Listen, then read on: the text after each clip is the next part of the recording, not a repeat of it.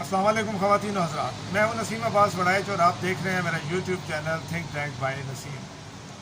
تحریک عدم اعتماد ایک ایسے فیصلہ کن موڑ پر آ گئی کہ جہاں اگر یہ کہا جائے کہ وزیر اعظم عمران خان نے سسٹم پر ایک خود کش حملہ کر دیا ہے تو غلط نہیں ہوگا۔ سیاست کے ایک ادنا طالب علم کی حیثیت سے میں اتنا تو جانتا ہوں کہ اگر وزیر اعظم کے خلاف تحریک عدم اعتماد پیش ہو چکی ہو تو وزیر اعظم کے پاس اسمبلی توڑنے کا اختیار موجود نہیں رہتا۔ اس کے باوجود عمران خان نے اسمبلی توڑ دی۔ یہاں ایک بات کہنا چاہوں گا کہ ابھی فی الحال اس کے قانونی پہلوؤں پر بات کر رہا ہوں، اخلاقی پہلوؤں پر اس لیے بات نہیں کروں گا کہ تحریک عدم اعتماد کے حوالے سے تمام تر فریق کسی بھی قسم کی اخلاقیات کے حامل نہیں ہیں، بلکہ اخلاقیات سے مکمل طور پر عاری یہ ہماری سیاسی جماعتیں اور سو کالڈ سیاسی لیڈرز ہیں۔ چونکہ اخلاقیات کو کسی نے کسی لیول پر بھی ملحوظ خاطر نہیں رکھا تو اب اس کا صرف قانونی اور سیاسی پہلو ہی باقی رہ گیا ہے۔ اخلاقی دیوالیہ پن تو پہلے ہی نکل چکا ہے۔ بادی نظر میں عمران خان کا یہ اقدام بدنیتی پر بھی مبنی ہے اور قانون میں شاید اس کی کوئی گنجائش بھی نہیں ہے۔ اس وقت قانونی پہلو یہ ہے کہ وزیر اعظم نے اسپیکر کی ایک رولنگ کی بنیاد پر جس میں تحریک عدم اعتماد کو سیٹ اسائڈ کر دیا گیا اور نل اینڈ وائڈ کر دیا گیا، تو اس کے بعد چونکہ تحریک عدم اعتماد موجود ہی نہیں رہی، اس بنا پر اسمبلیاں تحلیل کرنے کا اختیار بحال سمجھتے ہوئے صدر کو سمری بھیجی اور صدر نے اسمبلیاں توڑ دی۔ معاملہ اب سپریم کورٹ میں ہے۔ یہ بھی ایک ادارہ ہے، لیکن جیسے میں نے کہا کہ تمام اس کے سٹیک ہولڈرز جو ہیں وہ اخلاقیات کو چھوڑ چکے ہیں، اخلاقی طور پر کوئی بھی سٹینڈ نہیں کر رہا۔ سپریم کورٹ میں یہ معاملہ چلا گیا ہے۔ سپریم کورٹ میں اس سے پہلے ایک اور معاملہ بھی زیر سماعت ہے۔ سپریم کورٹ نے فوری طور پر اس کے اوپر سماعت شروع بھی کر دی ہے اور اب تک کی خبروں کے مطابق اٹارنی جنرل، سیکرٹری دفاع، سیکرٹری خارجہ وغیرہ کو اور سیکرٹری داخلہ کو نوٹسز بھی جاری ہو چکے ہیں۔ یہاں ایک عام آدمی کی حیثیت سے، ایک عام پاکستانی کی حیثیت سے میرا معزز عدلیہ سے ایک سوال یہ بھی ہے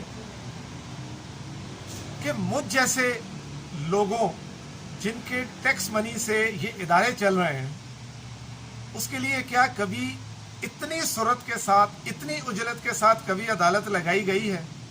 میرے جیسے کسی عام آدمی کو کیا کبھی اتنی اجلت میں انصاف کی فراہمی کے لیے ججز نے پھرتیاں دکھائی ہیں؟ چونکہ نہیں دکھائیں، اس لیے میں اس ادارے کو بھی اخلاقیات سے عاری ہی شمار کرتا ہوں۔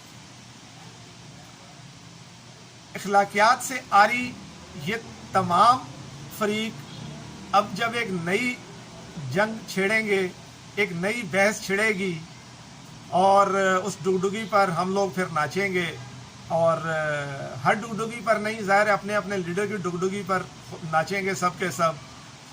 تمام تر اخلاقیات کو پیروں کے نیچے روندتے ہوئے ہم دوسرے کو اخلاقیات کا درس دیتے ہوئے نظر آئیں گے اور یہ کہانی آگے چلتی رہے گی۔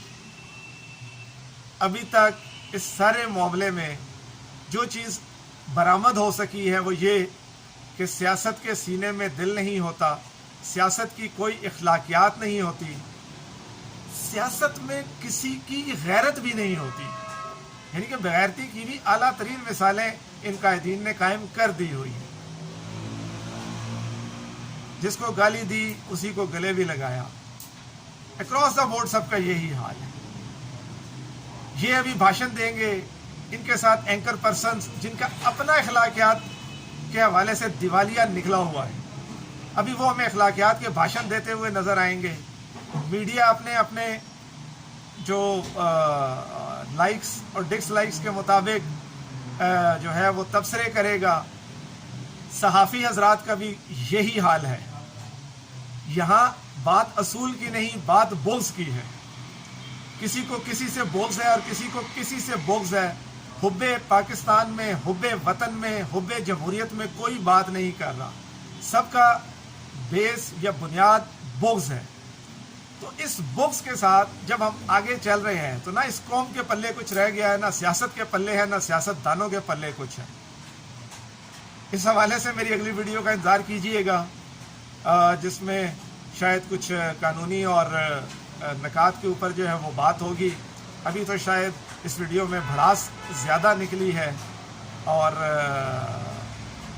پھر یہی ہے کہ دیکھا جائے گا کہ یہ سب کچھ کیوں ہوا، کیسے ہوا، واقعات کی ترتیب کیا تھی، کہاں کس ادارے کی کیا ذمہ داری بنتی تھی، کیا اس نے وہ اپنی آئینی ذمہ داری پوری کی، یا تمام تر آئینی ذمہ داری پوری کرنا صرف ایک شخص کا کام تھا.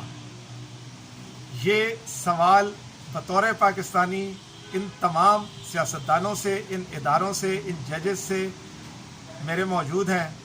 ممکن ہے میرے ان سوالوں سے آپ کو اختلاف ہو اور آپ کو برے لگ رہے ہوں، لیکن اگر ٹھنڈے دل سے سوچیں تو سوال اٹھائیے گا ضرور. اللہ تعالیٰ میرا، آپ کا، ہم سب کا حامی و ناصر ہو.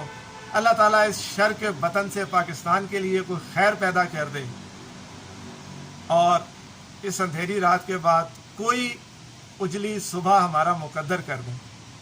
تب تک کے لیے اجازت. پاکستان زندہ باد.